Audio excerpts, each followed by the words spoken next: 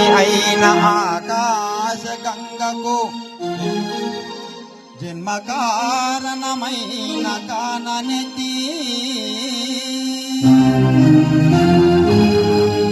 పతి శాపమున రాతి బండయై పడియున్న ఇంటికి నిజ రూపమిచ్చనెతి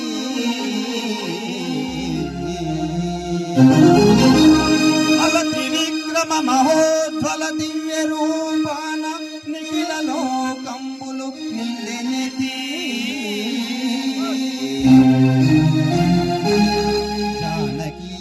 దేవి నిచ్చుచు జనకరాజు కనక పాత్రను కన్నీట కడిగెనెత్తి